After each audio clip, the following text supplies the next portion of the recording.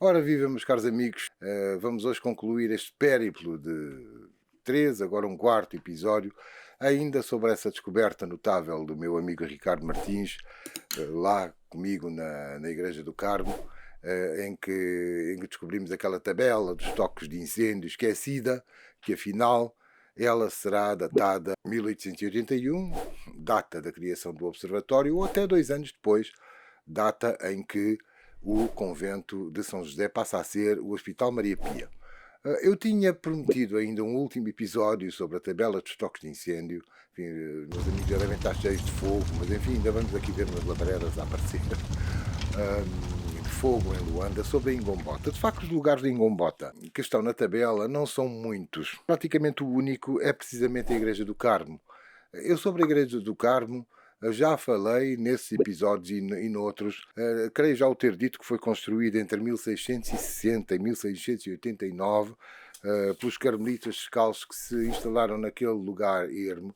No século XIX, né, quando vigora esta tabela dos toques de incêndio, evidentemente que já começa a haver população na Ingombota. A única informação que ainda faltava era dizer que o claustro, aquele mesmo claustro onde eu falei um bocadinho no vídeo sobre a Baixa de Luanda. A gente conhece este claustro onde nos encontramos. Isto é o claustro do antigo convento do Carmo, logo contigo à Igreja do Carmo. E esse claustro resta porque, quer o claustro, quer a igreja, mas o convento foi demolido ainda na primeira metade do século XIX, em 1828. Isto é a Igreja do Carmo, que aparece em 10º lugar na tabela. Em 9º lugar aparece a abegoaria. A abegoaria é um termo que deriva de pecus e pecuária. Pecus em latim é gado bovino, pecuária, é tudo o que diz respeito ao gado bovino, portanto uma criação pecuária, uma criação de gado bovino. Do mesmo modo que também pecus está na origem da palavra pecuniário, porque em tempos muito recuados, ainda antes do Império Romano, na Itália, nas regiões de língua latina, o gado bovino chegou a ser moeda de troca, portanto era a pecúnia, e ainda se diz valor pecuniário das coisas. Portanto, ora, a pecuária, o lugar onde se guarda o gado bovino, deu origem à pecuaria ou abegoaria. Portanto, quando falamos de uma abegoaria, é sempre onde se guarda o gado bovino. É claro que, entretanto, quer em Portugal, quer em Angola, a abegoaria já não é só onde se guardam as vacas, também se guardam outros gados, também se guarda o gado suíno, dos porcos, também se guarda o gado caprino, das cabras, ou o gado ovino, das ovelhas, não é? Portanto, em Luanda haveria várias abegoarias. Eu presumo que esta, que aqui está prevista, fosse justamente na área da Ingombota. Isso não obstava a que houvesse muitos animais, destes animais domésticos, sobretudo porcos, cabras, galinhas, evidentemente, que não são gado, mas que são aves, e mesmo até vacas pelas ruas de Luanda. A gente pode ver isso na obra, nos vários documentos reunidos nesta e noutras obras de José de Almeida Santos, que eu já tenho falado.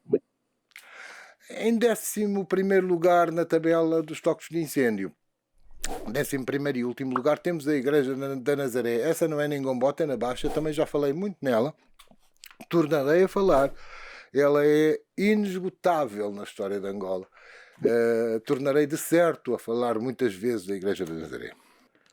Portanto, aqui no Lembra-te Angola os temas nunca se encerram. Ao longo destas últimas 3 semanas eu pude receber, além de likes, além de gostos, que vos peço sempre, ou não gostos, não é?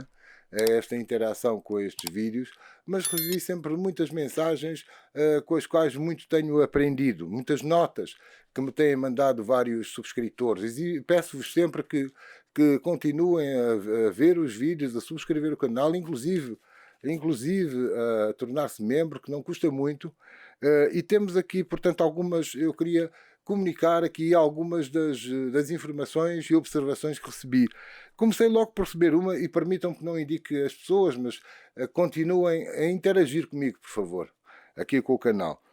Logo no início, houve alguém que me disse que havia outros fatores de incêndio para além daqueles que eu indiquei, que eram as calemas ou as tempestades, as trovoadas. Os raios facilmente incendiavam as casas, sendo elas sobretudo de madeira ou de colmo nos moceques.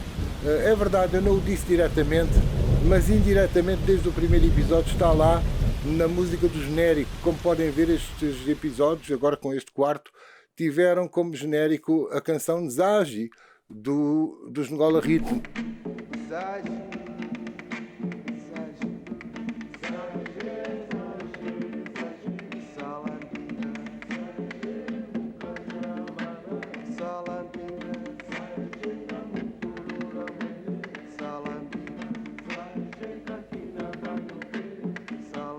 Nzagi significa Zagi, eu não sei se pronuncia em Kimuna, Nzagi, Zalambinga.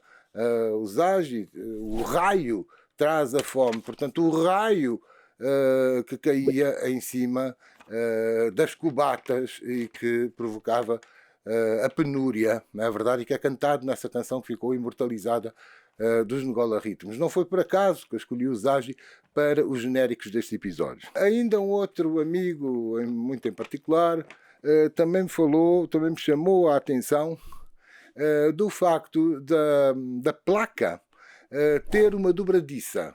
Podem ver aí a imagem, a placa dos toques de incêndio, o que significava que ela se abria e por trás dela haveria certamente um mecanismo para acionar os sinos. Eu disse agora, sinceramente não sei, mas é interessante essa observação de que a placa tem uma dobradiça e ela certamente abria-se. Também não sei se não haveria outra placa antes, não faço a menor ideia. Ainda mais uma outra observação, que essa me passou também completamente, mas que é importante ver. Portanto, como vimos, aquela placa dos toques de incêndio pode ser de 1881 ou de 1883. Ou seja, após a construção do observatório ou após o facto de o convento de São José se ter tornado hospital militar, depois Hospital Maria Pia. No entanto, eu esqueci-me de dizer que a água canalizada chega a Luanda em 1888, com a conduta da água que vem do Bengo, que aliás tem levantado alguns mitos. Um deles, um dia hei de falar nele, porque ainda recentemente foi abordado numa publicação no Facebook. Um deles é o mito dos túneis do Palácio de Ana Joaquina e até dos túneis do Liceu Salvador Correia, que é muito posterior, mas que andam para aí a falar que havia os túneis da Ana Joaquina, que não tinha necessidade nenhuma de ter túneis para embarcar escravos. Enfim, um dia eu vou falar nesse assunto melhor. Só estou agora a abordá-lo porque ele tem que ver com a água canalizada do Bengo. É evidente que a partir de 1888, quando há água canalizada vinda do Bengo, sem dúvida, pouco ou nada sabemos, eu pelo menos pouco sei, mas sem dúvida que já começa a haver bombeiros com bombas de apagar fogo. Coisa que antes não existia, porque, como já o disse, não é? A água vinha do Bengo, mas vinha em barris. Pronto. Não sei em que medida, a partir de 1888, com a água canalizada, não há uma certa transformação na maneira como são apagados os incêndios. Finalmente, há uma observação que me chegou hoje mesmo, que tem a ver com o que eu disse no episódio anterior e a que dedico muito em particular ao meu amigo Vitor Trindade, do caso aqui anda, acerca da questão da Praia do Bispo, que ele próprio também recebeu uma informação errónea, chamando Casa do Bispo à casa de uma empresa, e vai aparecer já aqui o nome da empresa. Eu conhecia através do morador dessa casa inglesa no fim do Beco do Balão, que era o Sr. Hugh Pierpoint.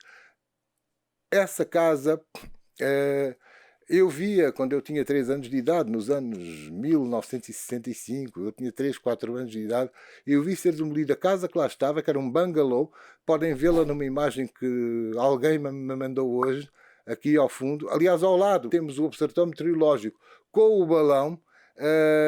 A primeira fotografia, porque eu já não vi o balão, vi o observatório, mas não vi o balão. A primeira fotografia que eu recebo com o balão está ali ao fundo. Vamos mostrar em zoom. Ao mesmo tempo, esse balão claro que media o estado do tempo, mas era a uma determinada hora do dia e nessa mesma hora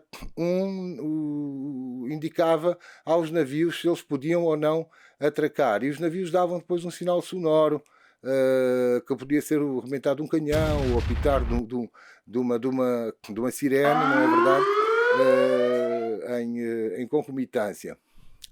Mas um pouco abaixo, no Beco do Balão, podem ver na imagem, está um bungalow. Eu vi ser demolido esse bungalow quando eu tinha 3, 4 anos e logo a seguir ser construída uma casa em estilo moderno, que é aquela que vista cá de baixo. Alguém disse ser a Casa do Bispo e não é. Eu já disse o que era a Casa do Bispo. A Casa do Bispo era a própria igreja cuja torre deu origem ao observatório. Portanto, esta casa em estilo mais moderno, que é vista cá de baixo, tem o aspecto como o Vítor a filmou. Vista lá de cima, dá para ver o portão no fundo do Beco com a Molemba, que eu também mostro aqui. Essa casa, e que hoje existe ainda, mas naquele estilo dos anos 60 que eu vi inaugurar, essa casa é a casa dessa companhia inglesa. Mas eu confesso, eu devo dizer ao espectador que me enviou agora esta fotografia hoje mesmo, já descrevi a dizer que deu uma oportunidade de eu ver um bungalow que eu não via desde os meus 3 anos de idade. Não. Há muitos anos, não é? Vamos ficar juntos até ao próximo dia, mas eu tenho um pedido a fazer-vos a quem estiver a ver este vídeo. Nós vamos retomar na próxima semana ou o Viriato da Cruz, que eu tinha interrompido quando fui para Angola, ainda em julho, ou há uma outra hipótese. Eu tenho uma tentação enorme continuar a falar de Luanda. Eu sei que Luanda não é Angola. Há quem diga, ainda recentemente aprendi, até foi com o meu amigo José Trofarrial, que há quem diga que Angola é Luanda e a capital é a Mutamba. Não é bem assim. Angola é muito grande e isto é um programa de história de Angola e não de história de Luanda. Mas confesso que para mim, como luandense, como cá Luanda, é tentador continuar a falar de Luanda. Tenho aqui ideias para vários episódios sobre Luanda. Digam-me lá, digam-me por favor se querem que eu ainda fale nos próximos episódios sobre Luanda e história de Luanda, ou se adiamos isso para mais tarde e eu retomo o Viriato da Cruz. Então, estamos juntos.